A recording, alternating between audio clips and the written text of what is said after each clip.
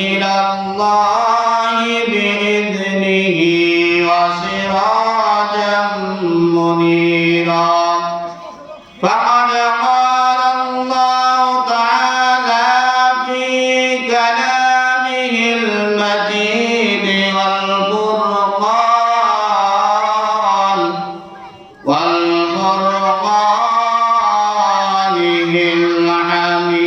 الحميد أعوذ بالله من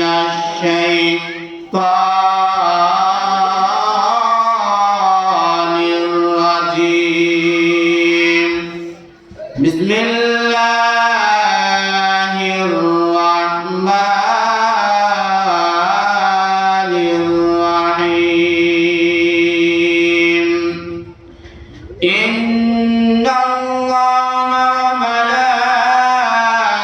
وملائكته يصلون على النبي يا أيها الذين آمنوا صلوا عليه وسلموا تسليما اللهم صل على محمد وعلى آل محمد كما صليت على إبراهيم وعلى آل إبراهيم إنك حميد مجيد اللهم بارك على محمد وعلى آل محمد كما باركت على إبراهيم وعلى آل إبراهيم إنك حميد مجيد শুধু শারআ বিচার নেই আর ব্যভিচার নারী ধর্ষণ নারী হরণ মানুষ খুনে কাঁদছে বাংলার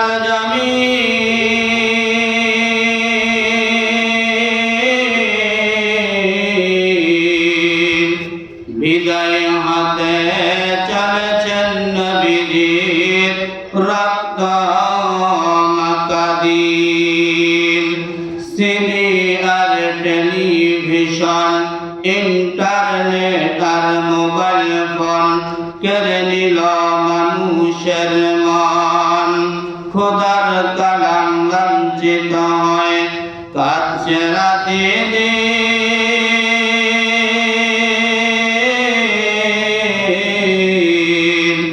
বিদায় হাতে চলেছেন নবীজির রক্ত মাকাদিন তবে মানুষ তোমরা মনে রেখো একদিন তো সোনার শরীর থাকবে না রে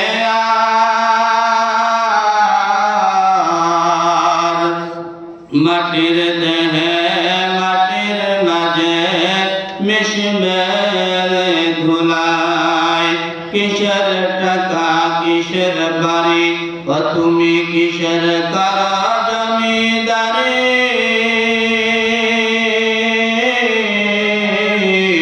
সঙ্গে তোমার কেউ যাবে না নারী কিংবা পুরুষ বটে বৃক্ষে ফল সমূহ ফল কে দিল রে লতার গাছে এত বড় কদু কে দিল রে মৌচাকে দু কে দিল রে কার আদেশে মৌচাকেতে এত মধু সকলে পড়ি লা ইলাহা ইল্লাল্লাহ লা ইলাহা যার দিলে আছে আল্লাহর ভয় জিকির করে সে নিরালায় আমার নিদ্রা লাগে না ভালো আমার নিদ্রা লাগে না ভালো ভালো লাগে ইল্লাল্লাহ লা ইলাহা ইল্লাল্লাহ লা ইলাহা ইল্লাল্লাহু মুহাম্মাদুর রাসূলুল্লাহ। সকলে বলি সাল্লাল্লাহু আলাইহি ওয়াসাল্লাম। দ্রৌপদী পূর্বপাড়া জামে মসজিদ ও মাদ্রাসার উন্নয়ন প্রকল্পে আজকের সম্মানিত সভাপতি আলহাজ আলী হোসেন, প্রধান তাফসীর কারক, দ্বিতীয় তাফসীর কারক এবং বিশেষ অতিথিবৃন্দ, আমার সামনে কোরআন প্রিয়, ইসলাম প্রিয় মুরব্বিয়ান ইকরাম, স্টেজে মাতার তাজ উলামা ইকরাম, পর্দার আড়ালে মা ও বোনেরা, সকলকে আবার সালাম, আসসালামু আলাইকুম ওয়া রাহমাতুল্লাহি ওয়া বারাকাতুহু। সম্মানিত হাজিরিন, আল্লাহ তাআলা দরবারে লাখ কোটি শুকর ও সুজুদ যে আল্লাহ রাব্বুল আলামিন আপনাকে আমাকে এমন একটি মজলিসে, কুরআনুল কারীমের মজলিসে এবং জান্নাতের বাগানে আসার বসার তৌফিক দিলেন। এজন্য আমরা আল্লাহ তাআলার দরবারে কালিমাতুশ শুকর আদায় করি, সকলে বলি আলহামদুলিল্লাহ। সম্মানিত হাজিরিন, আল্লাহ তাআলার কাছে আমাদের হায়াত, আল্লাহ তাআলার কাছে আমাদের মউত, আল্লাহ তাআলা আমাদেরকে পাঠিয়েছেন একমাত্র তার ইবাদত বندگی করার জন্য। অন্য কোন মানুষের হুকুম, অন্য কোন মানুষের কথা আপনার আমার জীবন পরিচালনা করার জন্য নয়। আল্লাহ তাআলা পাঠিয়েছেন একমাত্র তার ইবাদত করার জন্য এবং আল্লাহ তাআলার হুকুম অনুযায়ী আপনার আমার জীবনকে পরিচালনা করার জন্য। আপনারা আমার পূর্বপুরুষরা কিভাবে কুরআনুল কারীম এবং রাসূলের সুন্নাহ অনুযায়ী জীবন পরিচালনা করেছেন সে বিষয়ে দুই চারটা কথা আলোচনা করব। হযরত ওমর ফারুক রাদিয়াল্লাহু তাআলা যখন খিলাফতের দায়িত্ব পাইলেন, এমন তো অবস্থায় তার এলাকার খোঁজ খবর নেওয়ার জন্য তিনি রাত্রে বের হয়ে গেলেন যে এলাকার কি অবস্থা। এমন তো অবস্থায় দেখতেছে গভীর রজনীতে একটি মেয়ে হাঁটি হাঁটি পা পা করে হাঁটতেছেন। ওমর ফারুক রাদিয়াল্লাহু তাআলা দেখার পরে তিনি চিন্তা করতেছেন এত গভীর রজনীতে এই মেয়েকে। ওমর ফারুক রাদিয়াল্লাহু তাআলা ওই মেয়ের কাছে যাচ্ছিলেন আর চিন্তা করতেছেন এই মেয়েকে। হযরত ওমর ফারুক রাদিয়াল্লাহু তাআলা মর্দ জাহানের খলিফা, খলিফাতুল মুসলিমিন, ওই মেয়ের কাছে যে বলল, মা এত গভীর রজনী, সেই গভীর রজনীতে এই রাস্তার মধ্যে একা একা হাঁটতেছো, কে তুমি, কে তুমি, তোমার পরিচয় কোথায়, তোমার বাড়ি? ওই মেয়ে বলতেছে, ও প্রতীক, তুমি কি জানো না এই রাষ্ট্র, এই সমাজ কি দিয়ে চলে? ওমর ফারুক রাদিয়াল্লাহু তাআলা বললেন, হ্যাঁ আমি জানি, এই রাষ্ট্র একমাত্র আল্লাহর কুরআন দিয়ে চলে। ওই মেয়ে বলতেছে, অর্ধজাহানের খলিফা, খলিফাতুল মুসলিমিন, যে রাষ্ট্রে কুরআনুল কারীম দিয়ে রাষ্ট্র পরিচালনা করা হয়, সেই মেয়ে যদি রাতের আধারে একা একা নির্জনে চলে, ওই মেয়ের এই ইসলামিক রাষ্ট্রের মধ্যে কোনো ক্ষতি হবে না। সকলে বলি সুবহানাল্লাহ।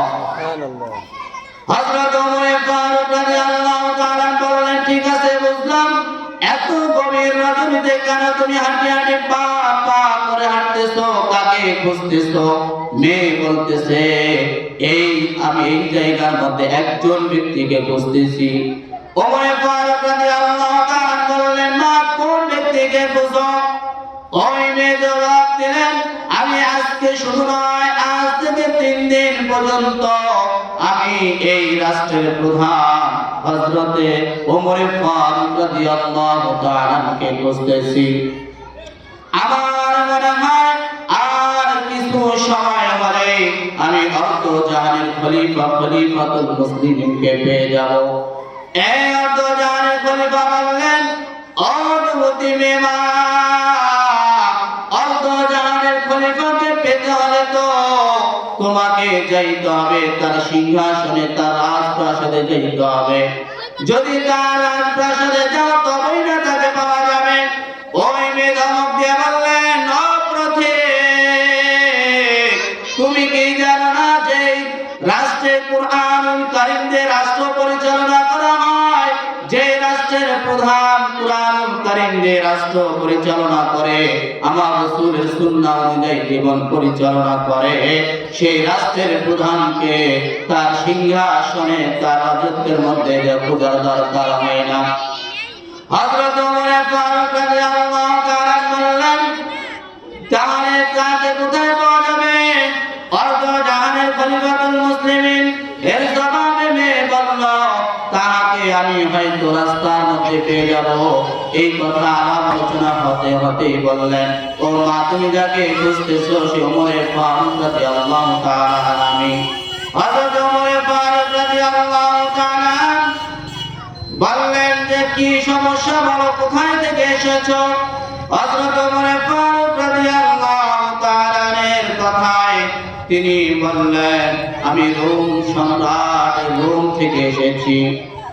হযরত ওমর ফারুক রাদিয়াল্লাহু তাআলা বললেন, আমার কোনো আত্মীয়-স্বজন নাই, আব্বা মা পাড়া প্রতিবেশী কেউ নাই, আমি অন্য রাষ্ট্র থেকে আপনার সাক্ষাৎ করার জন্য এসেছি। ওমর ফারুক রাদিয়াল্লাহু তাআলা বললেন, কি সমস্যা বলো?